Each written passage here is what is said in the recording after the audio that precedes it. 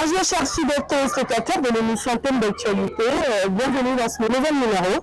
Nous sommes dans Pointe-Noire, comme vous le savez d'habitude, nous essayons un peu de nous balader pour vous apporter des informations fraîches. Alors là nous sommes à Pointe-Noire et précisément à l'hôtel Elaïs et nous avons un nouvel invité que nous allons tous découvrir parce qu'également c'est pour la première fois qu'il passe dans l'émission Thème d'actualité. Monsieur Giresse Denis Bamboka, bonjour. Bonjour Paul Ekibat. Comment allez-vous? Je vais très bien, merci. Vous êtes président de la dynamique Grande Bota pour la citoyenneté active. Vous êtes très populaire au milieu jeune. Parlez-nous un peu de vous. Bon, Denis Giresse, c'est un enfant de Bota. Donc je suis en Bota depuis 1997, après la guerre. Et je suis arrivé très jeune en Bota. J'ai fait l'école en Bota, le primaire et le collège. J'ai fait le lycée à Pointe-Noire. Et je suis diplômé de l'université Marianne Rabi, de l'école nationale supérieure polytechnique, donc l'MSP. Alors, c'est assez rare la plupart du temps lorsque nous voyons des natifs d'un quartier, après un certain âge, ils s'envolent. Vous êtes resté dans Bota et vous menez des actions dans Bota. Pourquoi? Bon, aujourd'hui, vous le savez, il y a une forte montée de la jeunesse au niveau d'abord du pays. Et les jeunes veulent aujourd'hui exprimer leur leadership. Et à défaut de faire la politique, à défaut de s'engager dans un parti politique, on a pensé, personnellement, j'ai pensé mettre en place une association pour exprimer notre leadership. Une façon pour nous de montrer au pouvoir public que, au-delà de la politique, il y a l'engagement citoyen qu'il faut prendre en compte également. Alors, comment est-ce que vous percevez la jeunesse de Bota particulièrement, sachant que nous sommes dans une période où le taux de délinquance juvénile est très élevé, où Bota est quand même assez indexé concernant certaines déviances. Comment est-ce que vous percevez la jeunesse de Bota, vous qui êtes proche de comme dans tous les quartiers populaires, Bota c'est un quartier populaire, donc il y a le niveau un peu de la délinquance juvénile, il y a pas mal de trucs, il y a pas mal de choses, mais Bota d'aujourd'hui, il y a quand même un grand pas, il y a eu un grand changement. Il y a la police déjà qui fait un grand travail. Et Bota d'hier, c'était un peu compliqué. Bota d'aujourd'hui, il y a une nouvelle génération.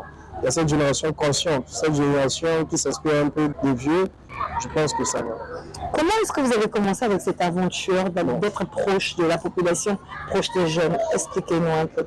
Pendant la période de Covid, ça me manquait un peu la chaleur humaine. La chaleur humaine en Bota, il y a ce qu'on appelle les Chimoko. Les Chimoko, c'est les jeunes qui se retrouvent à 18h, à 14h autour d'une bière, en train de discuter un peu sur le problème du monde des quartiers et autres. Et la période de Covid, ça avait carrément mis une barrière. Et la chance que j'ai eue, j'avais le laissé passer pour circuler déjà pendant le confinement dans toute la ville par rapport à mon travail. Et ça me permettait de faire un tour de détour en Bota. Et j'ai commencé à discuter avec les frères, j'ai commencé à écouter les histoires de beaucoup de gens et c'était une période très cruciale. Et je recevais parfois des plaintes, des gens qui me parlaient, des parents, des amis qui étaient vraiment dans des périodes très difficiles. Donc ça a permis à ce qu'on puisse se tenir un peu, parce qu'après le Covid, on ne savait pas si nous tous on devait mourir ou comment. Donc je me suis dit, bon écoute, il faut peut-être faire le service. Le service, j'ai appris ça dans d'autres organisations. Donc je me suis dit, non, on doit être à la place des autres, commencer à aider les autres avec le peu, donner un peu le don de soi. C'est très important. Et jusqu'à ce qu'on a mis en place l'association après le Covid, donc en fin 2020, on a mis en place l'association Dynamique Grande Bota pour la citoyenneté active. Question de conscientiser les jeunes, de promouvoir un peu la citoyenneté active. Parce qu'aujourd'hui, vous voyez que partout on parle de billionnaires, c'est ça la citoyenneté active. Parce qu'il y a une rupture. En fait, on a perdu certaines valeurs morales dans nos quartiers. Et je me suis dit, pourquoi ne pas promouvoir cette vie associative. Donc nous sommes partis dans tous les quartiers de Bota, donc les 6 quartiers de Bota, et on a commencé à mener des activités, des petites activités, mais avec impact. On a commencé à rassembler les jeunes, discuter avec les jeunes, écouter les jeunes.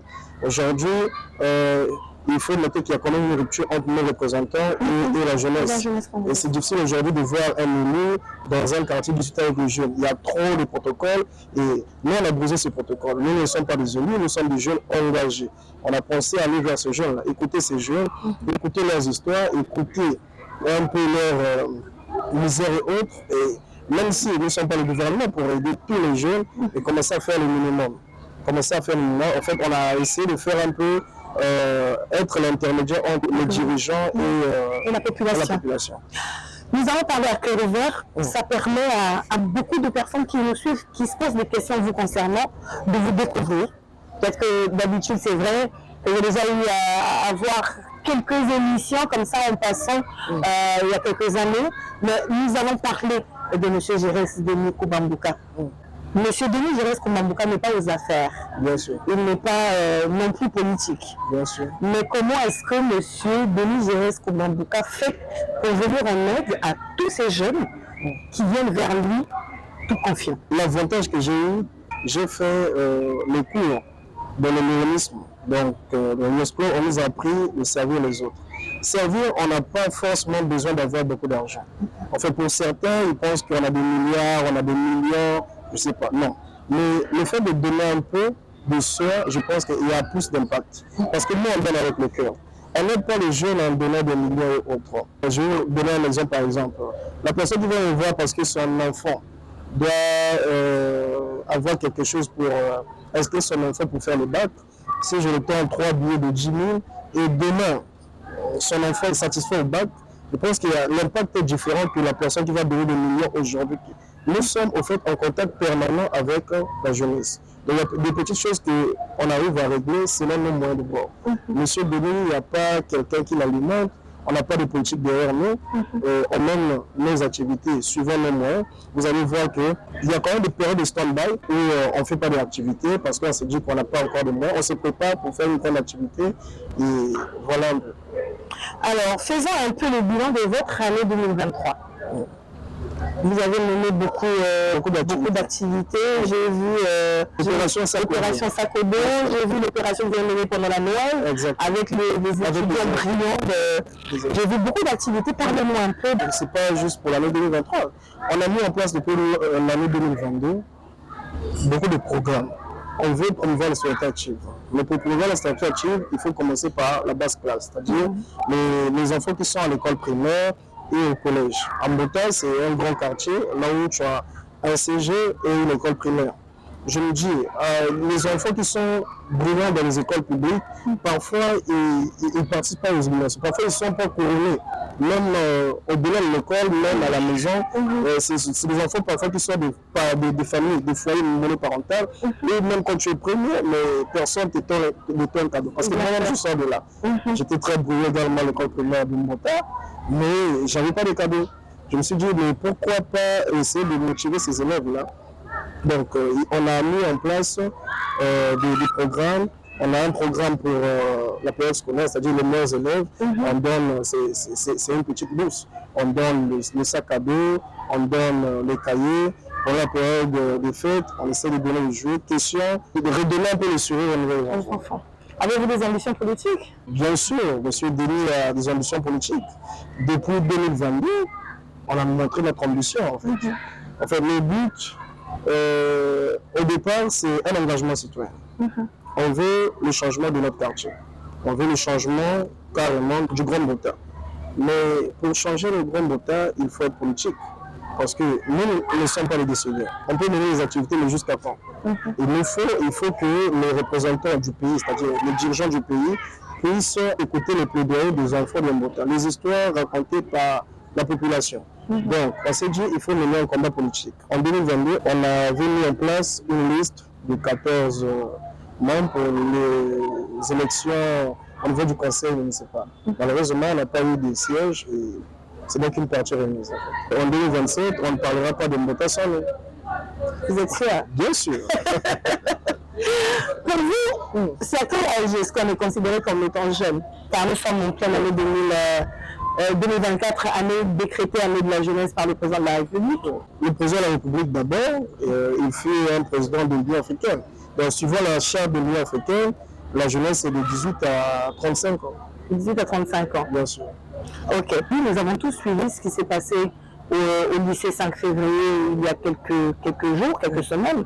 Et nous avons également suivi la décision du gouvernement. Nous avons également suivi l'arrestation de ces jeunes identifiés, mais nous continuons à suivre encore cette décision qui n'est pas encore souple, qui garde sa constance, et les avis sont partagés.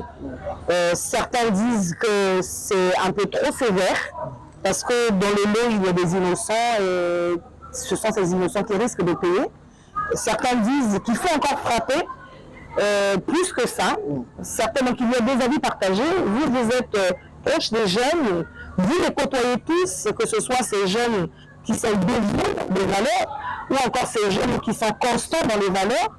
Quelle est votre analyse ou votre proposition? Déjà, il faut saluer le gouvernement par rapport aux mesures prises. Vous avez vu que la justice n'a pas tardé pour identifier ces jeunes-là. Déjà, le drapeau, c'est la souveraineté d'une nation. Toucher un drapeau, c'est toucher carrément une république. Déjà, pour moi, personnellement, on retirait même à ces jeunes la nationalité congolaise. Wow. Ils ont été très... Bon, déjà, vous remplacez le drapeau congolais par un autre drapeau, c'est un manque de respect déjà envers notre État. Et je pense qu'il faut éduquer ces jeunes. Et je salue carrément le retour des classes au niveau du lycée Saint-Février, bien que la décision était très radicale de fermer quand même pour une période du lycée Saint-Février, mais ces jeunes méritent plus que ça en fait. Est-ce que les parents n'ont pas failli? Le problème de la délinquance juvénile, c'est partout, c'est dans les grandes villes du Congo. Donc, on a Pointe-Noire et Brazzaville, ce sont des villes aujourd'hui qui sont divisées. Il y a des quartiers qui sont arabes, il y a des quartiers qui sont américains. Ces élèves-là se retrouvent dans des lycées parfois, je te prends un exemple pour le cas de Pointe-Noire.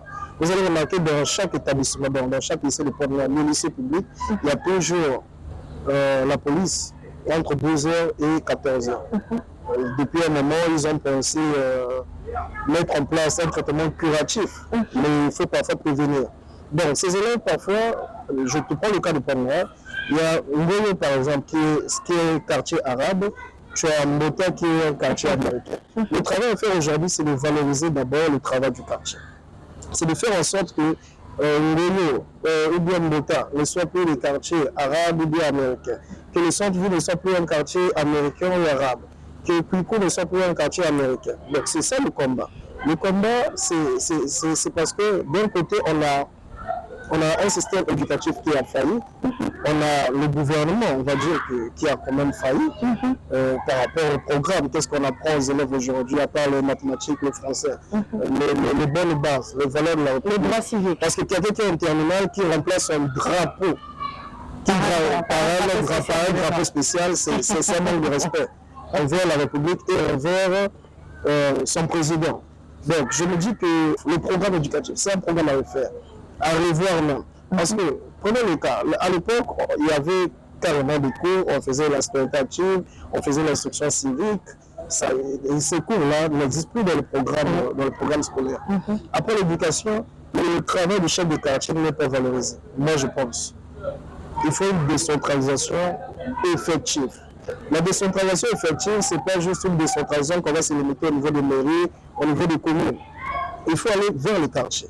Une ville commence par une rue. Et si le travail n'est pas fait dès la base, au niveau des ruelles, au niveau des quartiers, je pense qu'au niveau de la ville, ça sera un travail supplémentaire pour la police, un travail supplémentaire pour le gouvernement, un travail supplémentaire pour le président. Il faut revoir le quartier, la gestion des quartiers. On gère comment les quartiers. Le chef de quartier, le métier de chef de quartier n'est pas valorisé. Le métier de chef de bloc n'est pas valorisé. Sa fonction, les fonctions là, il faut commencer à valoriser ces fonctions-là. Si le chef de quartier se réunit au moins une fois le mois pour faire un conseil de quartier, pour noter la moralité des enfants du quartier, ceux qui sont arabes, ceux qui sont américains, après un conseil au niveau du secrétaire général d'un arrondissement, et au fur et à mesure, ça manque au niveau du bureau central, qui est la mairie centrale, en collaboration avec la police, on peut résoudre le problème. Parce que ces bébés noirs-là, ils ont d'abord des familles. Hein. Mais comment ça se règle? Moi, je connais, personnellement, je me dis, parfois, c'est juste un problème de manque de volonté politique. Parce qu'on connaît tous ces bébés noirs. Les bébés noirs, ce sont nos frères. Les bébés noirs, ce sont nos enfants. Les bébés noirs, ce sont... Mais les parents sont complices. Mais les parents, aujourd'hui...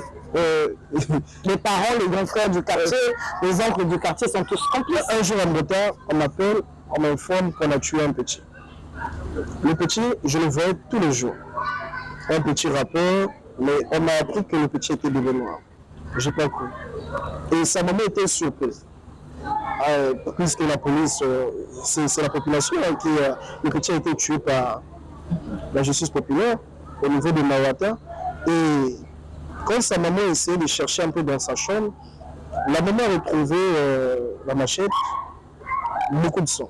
Donc sa maman était étonnée de constater que son fils était bébé noir. Est-ce que c'est normal qu'une maman qui vit avec un enfant ne fouille pas régulièrement la chambre de son fils? Laisse-moi t'expliquer.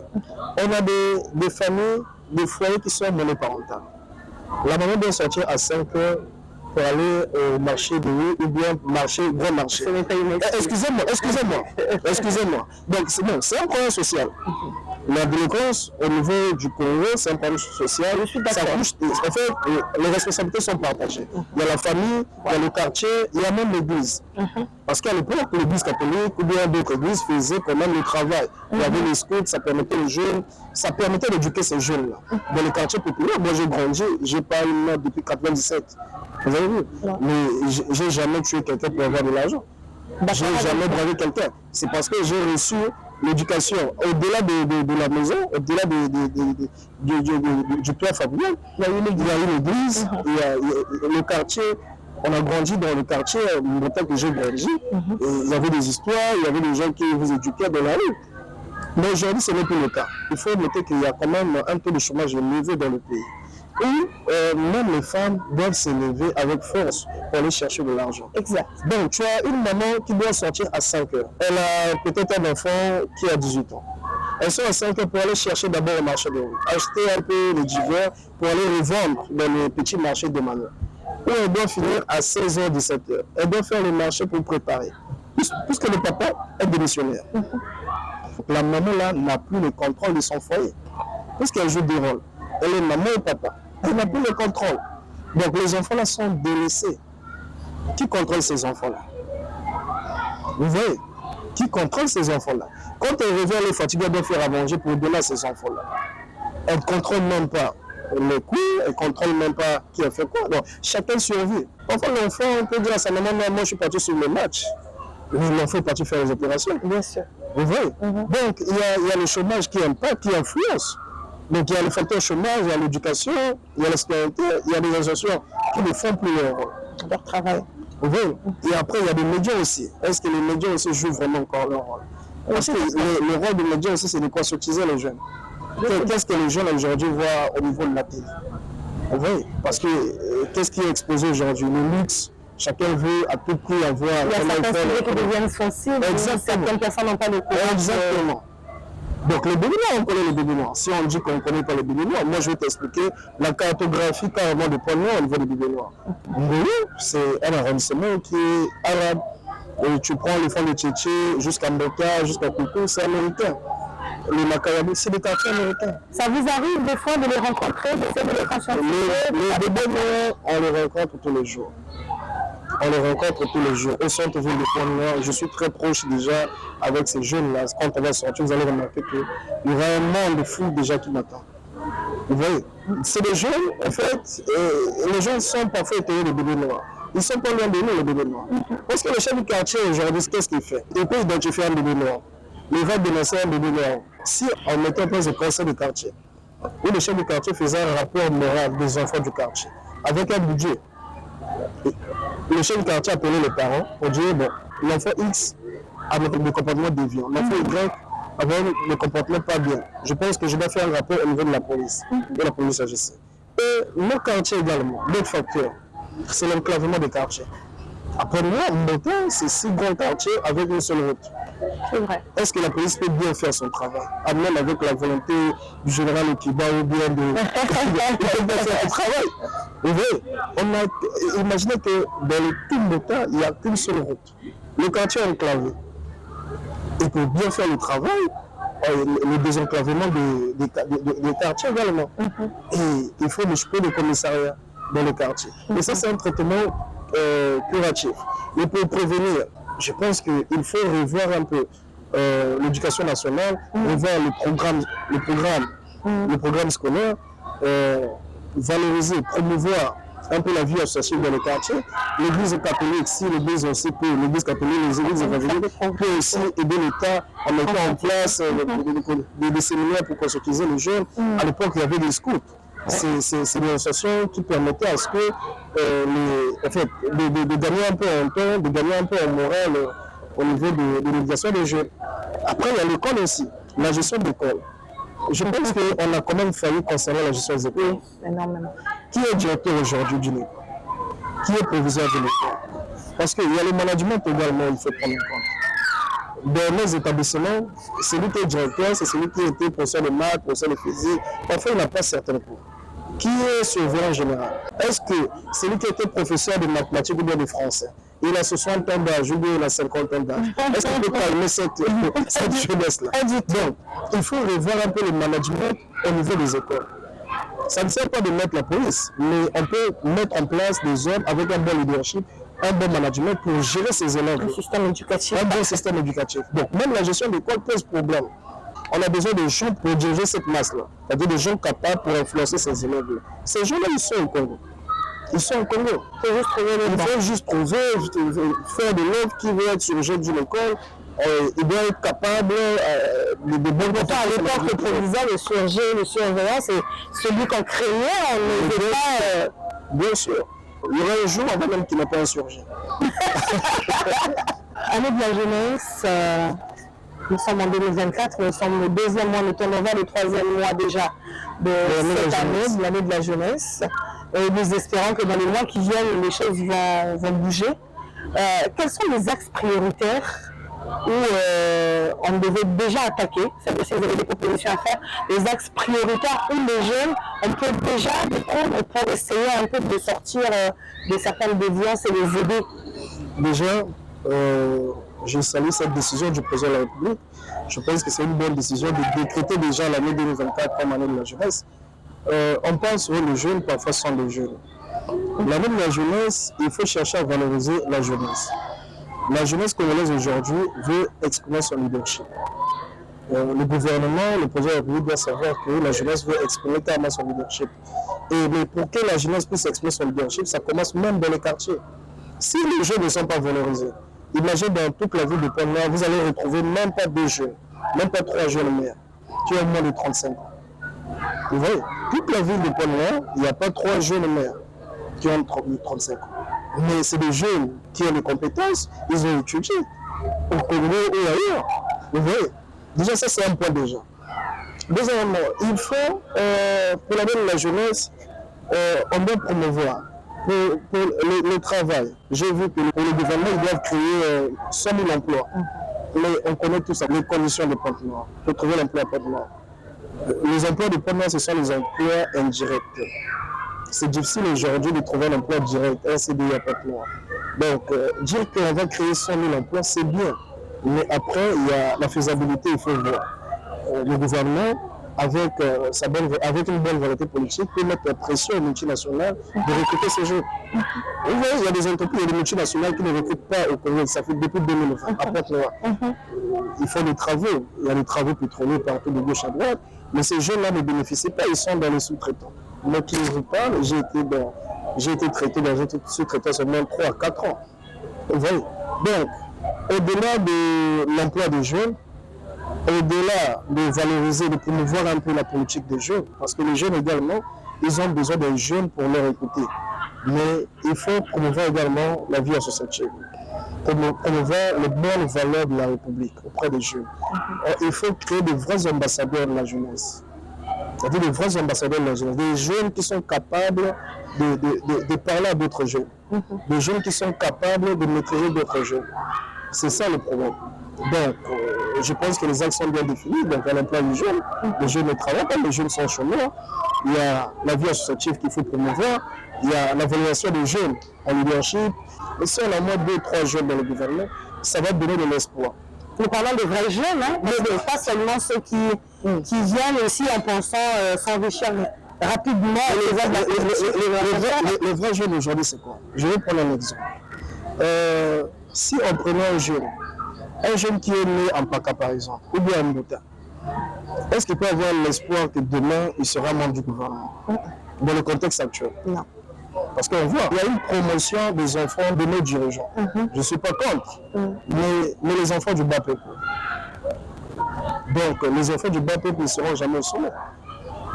Est-ce que le fils d'un ouvrier doit toujours être ouvrier? Non.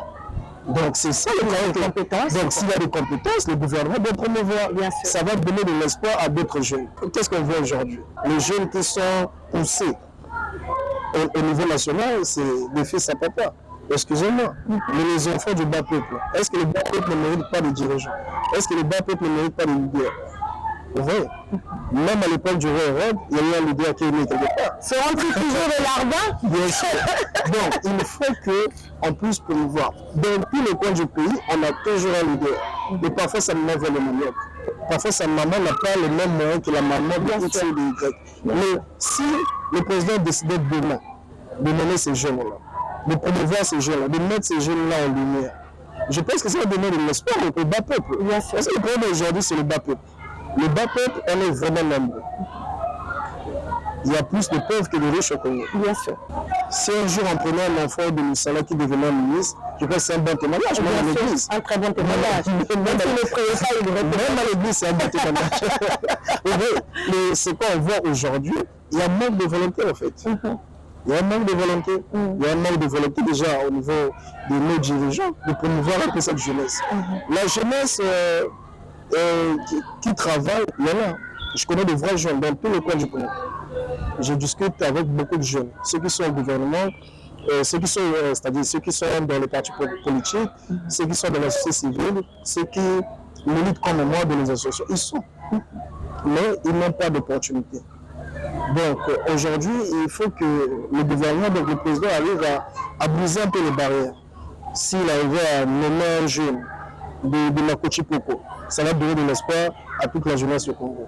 Mais si c'est les mêmes personnes qu'on va voir, si c'est les enfants de X qu'on va voir, je pense que ça ne donne pas, c'est-à-dire ça ne donne pas vraiment la bonne image et le contexte même de l'année de la jeunesse. Moi, j'aimerais un peu revenir sur l'aspect où, et ça déjà en témoignage en coulisses, j'ai déjà eu ce témoignage-là, où la majorité des entreprises au niveau des Points Noirs, on ne recrute que des étrangers. En cette année de 2024, décrétée année de la jeunesse, est-ce que c'est pour dire que le système scolaire chez nous est faible et que nous n'avons pas de jeunes vaillants ou des jeunes intelligents qui peuvent aujourd'hui tenir des postes de responsabilité dans ces entreprises-là? Je pense que c'est un problème de volonté. Je travaille dans une entreprise qui est une entreprise privée, c'est un groupe français. Mais je travaille avec d'autres entreprises aussi. Ce n'est pas une façon de critiquer. Mais quand je vois le niveau des expatriés et le niveau parfois des locaux, je me dis que c'est un manque de volonté politique. Si on arrive à congoliser les postes, les jeunes Congolais, je vous le dis, ça c'est mon témoignage. Je travaille dans une entreprise, j'ai un contrat depuis 7 ans. Il y a plus de 200 personnes derrière moi. Ça c'est mon côté professionnel. Mais il y a plus d'autres, il y a d'autres jeunes qui sont capables aussi. Vous voyez? Donc c'est un problème. Si on arrivait à congoliser les postes, on peut le faire. Au Gabon, dans d'autres pays, dans le monde, tu ne trouveras pas un expert. Parfois, les experts qui arrivent, ils n'ont pas plus de diplôme, ils ne sont pas plus diplômés que les jeunes qui ont fini à Mayanglabi. En fait, celui qui a fini à Mayanglabi, c'est ça un peu négligé. On ne le met pas en confiance. Donc, c'est un problème d'abord de mettre ces jeunes-là en confiance, de dire que le diplôme, s'il est d'avance, nos diplômes ne pèsent pas ou bien les jeunes n'ont pas de l'expérience, mais on peut créer des bourses. Si on arrive à congoliser des postes, on ne demande pas qu'on puisse avoir des DG, mais on peut avoir au moins des directeurs techniques, on peut avoir des managers noirs, congolais, ça ferait bien. Mais après, déjà, il faut noter que la fonction publique, déjà, ne recrute presque pas. La fonction publique, après, ne recrute presque pas. C'est difficile, je suis apprenant depuis 97, c'est difficile, à part les offres de l'armée, c'est difficile de voir les offres de la fonction publique. Mais au niveau de la fonction publique, il y a le secteur privé. Le secteur privé doit travailler en collaboration avec le gouvernement. Donc c'est au gouvernement de mettre la règle au niveau des entreprises privées, de dire qu'il faut promouvoir ces jeunes-là. Il faut au moins 4 jeunes dans votre équipe qui doivent être des managers. C'est ça que je pense. Nous allons lentement vers la fin de cette émission. Nous revenons rencontre citoyenne avec la jeunesse femme de Mbota. C'est quoi l'objectif de cette rencontre, l'issue même?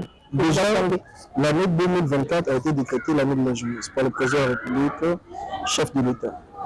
Nous, c'est notre façon d'aider le président de la République. Avec le peu de moyens que nous avons, on a pensé promouvoir la citoyenneté active dans le grand Mbota. Une maman, c'est celle qui est capable d'éduquer un peuple. Donc, si on arrive à éduquer les femmes, je pense qu'on peut même terminer avec la délinquance juvénile. On a pensé fédérer un peu, rassembler ce qui est part autour d'un même thème, autour d'un même objectif.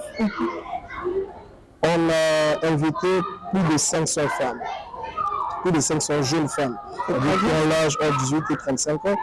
Ce sont des femmes qui sont déjà organisées. Ils ont des mutuelles. On va les mettre dans une salle où on va partager notre vision. Notre vision, c'est de mettre en place une confédération de jeunes leaders. Ces jeunes-là, dans chaque coin de l'État, seront comme des ambassadrices de notre mouvement. Le but, c'est de faire des activités qui vont fédérer tous ces jeunes afin d'impacter la population. Aujourd'hui, si nous sommes à 5, on doit aller conscientiser dans une école, parfois ça ne donne pas. Mais si dans une école on voit 500 jeunes, leaders femmes en plus, venir conscientiser les jeunes, dire aux jeunes que la délinquance juvénile, c'est pas bon, il faut être éduqué. Je pense que ça va donner une nouvelle image du quartier. Donc, on a pensé mettre cette activité-là, confédération des jeunes femmes leaders de Mbota, afin de promouvoir la citoyenneté active. On pense que la citoyenneté active, c'est le ciment même de la démocratie. Donc, à défaut d'être dans un parti politique, on peut orienter ces jeunes-là vers des mouvements citoyens, vers un engagement citoyen. Voilà le devoir que nous allons faire. C'est une très bonne initiative. Nous espérons que cela aboutira à un résultat très positif. Déjà, je vous informe, on a un groupe WhatsApp où on a fédéré tous ces jeunes. Déjà, ils sont plus de 500. Donc, je pense que rien que même avec les nouvelles technologies, on arrive à discuter, on arrive à partager et j'essaie un peu de redresser.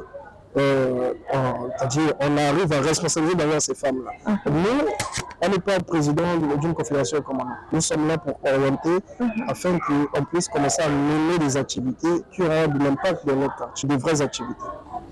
Denis Joël Bambouka, vous êtes peut-être incompris dans sa qualité d'homme, a souvent peur de l'inconnu, lorsqu'il a du mal à comprendre ce qu'il a devant lui. On vous parle de tout. Bien sûr.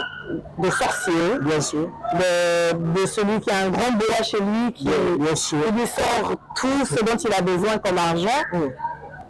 Que répondez-vous à ces personnes-là? Bien, on ne taxe pas de ça, on me taxe même d'opposants, on me taxe de tout. Déjà, je ne suis pas membre d'un parti politique, je n'ai jamais milité dans un parti politique. Je suis membre du LIASCO, LIASCO Pointe-Noire International.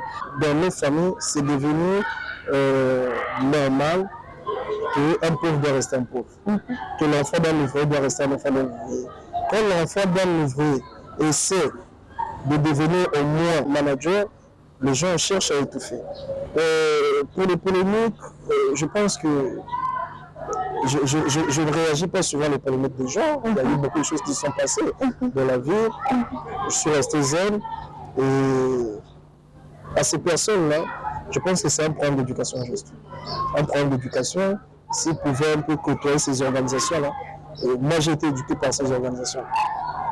Je veux dire, j'ai été éduqué par ces organisations. J'ai beaucoup été formé par ces organisations-là. Je suis membre du LIASCO, je trouve normal. Je suis père de famille, j'ai 3 enfants, mes enfants croient en moi. J'ai une famille qui croit en moi, j'ai une femme qui croit aux valeurs du luxe. Et dans le fétichisme, je ne le suis pas.